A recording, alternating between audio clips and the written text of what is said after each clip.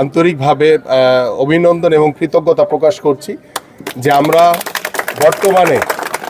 বাংলাদেশ জাতীয়তাবাদী দল বিএনপি গত 17 বছর ধরে এই স্বৈরাচার শেখ হাসিনার সরকার যেভাবে বাংলাদেশের মানুষের উপরে জুলুম নির্যাতন নিপীড়ন চালিয়েছে, বাংলাদেশের যুব সমাজকে মাদকাসক্ত মাদক তাদের হাতে তুলে দিয়ে যেভাবে যুব সমাজকে ধ্বংস করে ফেলেছে, আমরা বিএনপি চাই এবং বাংলাদেশ জাতীয়তাবাদী দল বিএনপির ভারপ্রাপ্ত চেয়ারম্যান জনাব তারেক রহমানের নির্দেশনায় বাংলাদেশের যুব সমাজকে মাদক মুক্ত করার লক্ষ্য নিয়ে আপনি ইতিমধ্যে জানেন যে আমরা মরহুম আরাফাত রহমান কোকো স্মৃতি ফুটবল টুর্নামেন্ট বিভাগীয় পর্যায়ে অনুষ্ঠিত হচ্ছে, আমাদের জিয়া ক্রিকেট টুর্নামেন্ট বিভাগীয় পর্যায়ে অনুষ্ঠিত হচ্ছে এবং এই দুইটা টুর্নামেন্ট শেষ হওয়ার পরে আমরা আমাদের প্রিয় নেত্রী দেশনেত্রী বেগম খালেদা জিয়ার নামে আমরা মেয়েদের একটি ক্রিকেট এবং কিংবা মেয়েদের একটি ফুটবল টুর্নামেন্ট অনুষ্ঠিত করব। পাশাপাশি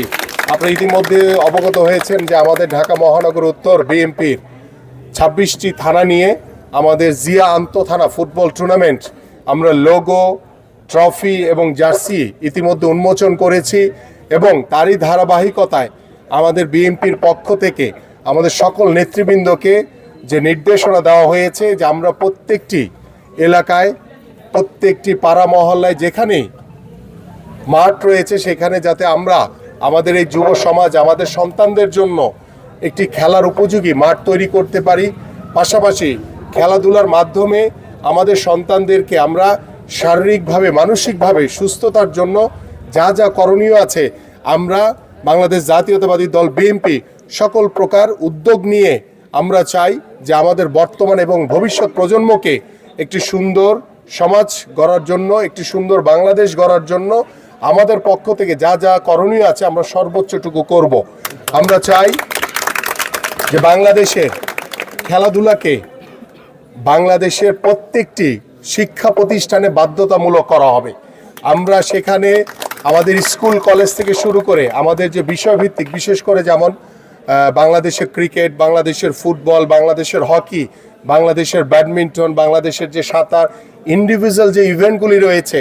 যেখানে বাংলাদেশের অনেক ভালো করার সুযোগ রয়েছে সেই ইভেন্টগুলিকে বাছাই করে আমরা প্রত্যেকটি স্কুলে প্রত্যেকটি কলেজে প্রত্যেকটি স্পোর্টসকে বাধ্যতামূলক করে দেওয়া হবে এবং এই প্রত্যেকটি স্পোর্টসের জন্য আলাদা আলাদা যেই ইভেন্টের জন্য যোগ্য যে ইভেন্টের জন্য পারদর্শী আমরা সেই ধরনের ফুটবলের জন্য একজন ফুটবলারকে আমরা স্কুলে নিয়োগ দিব, আমরা ক্রিকেটের জন্য একজন ক্রিকেটারকে নিয়োগ দিব, আমরা ব্যাডমিন্টনের জন্য একজন ব্যাডমিন্টন এক্স ন্যাশনাল যারা প্লেয়ার রয়েছেন তাদেরকে আমরা নিয়োগ দিব। এভাবে করে আমরা প্রত্যেকটি স্কুল কলেজ থেকে শুরু করে এবং মাদ্রাসাগুলোতে আমরা যে ক্রীড়ার যে একটি চর্চা শারীরিক এবং মানসিক যে সুস্থতার জন্য দরকার এবং সেখান থেকেও আমরা চেষ্টা করব স্কুল থেকে যাতে আমাদের ভবিষ্যৎ বাংলাদেশে যাতে ভালো ভালো জাতীয় পর্যায়ের খেলোয়াড় আমরা পেতে পারি সেই কাজগুলো আমরা ইনশাল্লাহ বাংলাদেশ জাতীয়তাবাদী দল যদি ইনশাল্লাহ বাংলাদেশের জনগণের ভোটে নির্বাচিত হয়ে ক্ষমতায় আসে এই কাজগুলো আমরা প্রত্যেকটি স্কুল কলেজে অবশ্যই করব এবং এটি প্রত্যেকটি স্কুল কলেজে বাধ্যতামূলকভাবে করা হবে। পাশাপাশি আমরা চাই যে প্রত্যেকটি বাবা মা যাতে তার সন্তানকে শুধু পড়াশোনা করিয়ে শুধু ডাক্তার ইঞ্জিনিয়ার না একজন খেলোয়াড় হিসেবে যাতে প্রতিষ্ঠিত করতে পারে সেই জায়গাগুলো নিয়ে আমরা ইনশাআল্লাহ কাজ করব। আমাদের বাংলাদেশের আমরা জানি যে এখানে আমাদের বিকেএসপি ঢাকাতে একটি সাভারে বিকেএসপি রয়েছে, দিনাজপুরে রয়েছে, সিলেটে রয়েছে, বাট সেগুলো ঠিকভাবে কাজ করছে না। বাট আমরা চাই যে আমাদের যে সাংগঠনিক 10টি বিভাগ রয়েছে সেই 10টি বিভাগে এই ধরনের বিকেএসপি থেকে শুরু করে বাংলাদেশে স্পোর্টস ইউনিভার্সিটি স্পোর্টস সায়েন্স নিয়ে কাজ করার জন্য এবং যারা বাংলাদেশ দলের প্রতিনিধিত্ব করবেন যে কোনো স্পোর্টসে তারা যাতে খেলা ছেড়ে দেওয়ার পরে যাতে তাদের একটি ভবিষ্যৎকে আমরা এনশিওর করতে পারি, তাদেরকে যাতে একটি ভাতা দেওয়া হয়। আমরা যেমন বিভিন্ন মুক্তিযোদ্ধা ভাতা দেওয়া হয়, অবসরকালীন অনেক ভাতা দেওয়া হয়, এরকম বাংলাদেশের যারা বাংলাদেশের প্রতিনিধিত্ব করবে খেলা ছেড়ে দেওয়ার পরে তাদেরকে অবসরের ভাতা দেওয়া হবে। এই ধরনের অনেক কার্যক্রম অনেক পরিকল্পনা আমাদের মাঝে রয়েছে। ইনশাল্লাহ আমরা বাংলাদেশের যখন মানুষের যে একটি প্রত্যাশা একটি অবাধ সুষ্ঠু নির্বাচন সেই নির্বাচনের মাধ্যমে যদি বাংলাদেশ জাতীয়তাবাদী দল এদেশের জনগণের ভোটে আস্থা নিয়ে বিশ্বাস নিয়ে নির্বাচিত হয়, ইনশাআল্লাহ আমরা বাংলাদেশের ক্রীড়াঙ্গনকে দলীয়করণ মুক্ত করব, রাজনীতিকরণ মুক্ত করব। পাশাপাশি বাংলাদেশের স্পোর্টস থেকে যাতে ভবিষ্যতে আমরা প্রত্যেকটি পরিবারকে একটি অপরচুনিটি, একটি সুযোগ করে দিতে চাই যে সকলেই যাতে আমরা খেলাধুলার সাথে জড়িত হয়ে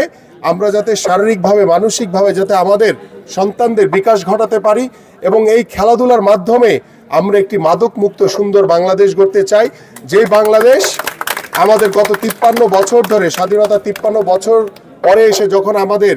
বাংলাদেশের গণতন্ত্রের জন্য, বাংলাদেশের জনগণের ভোটের অধিকারের আদায়ের জন্য, বাংলাদেশের মানুষের একটি অবাধ সুষ্ঠু নির্বাচনের দাবিতে যখন আমাদের ভাইদেরকে, সতীর্থ সহযোদ্ধাদেরকে জীবন দিতে হচ্ছে, প্রাণ দিতে হচ্ছে, রক্ত দিতে হচ্ছে, কিন্তু ভবিষ্যতে আমরা এই ধরনের পরিবেশ আর পরিস্থিতি কখনোই দেখতে চাই না। আমরা 5ই আগস্ট যখন বাংলাদেশ নতুনভাবে স্বাধীন হয়েছে, বাংলাদেশ স্বৈরাচার মুক্ত হয়েছে এবং বাংলাদেশের এই স্বৈরাচার মুক্ত বাংলাদেশে ভবিষ্যতে যাতে আর কোনো স্বৈরাচারের জন্ম না হয় সেদিকে আমরা সকলেই ঐক্যবদ্ধভাবে তাদের কাঁধ মিলিয়ে একটি সুন্দর বাংলাদেশ গড়ার প্রত্যয় ব্যক্ত করছি। এবং আজকে যারা এই ব্যাডমিন্টন টুর্নামেন্ট আয়োজন করেছে তাদেরকে আন্তরিকভাবে ধন্যবাদ জানিয়ে আমি আমার বক্তব্য শেষ করছি এবং আমি আশা করব আজকে উদ্বোধনী অনুষ্ঠান পাশাপাশি ফাইনালটিতেও যাতে সুন্দরভাবে শেষ হয় সেই প্রত্যাশা ব্যক্ত করছি। এবং আজকের দি টাইটান্স ইস্টার্ন হাউজিং 1 কর্তৃক যে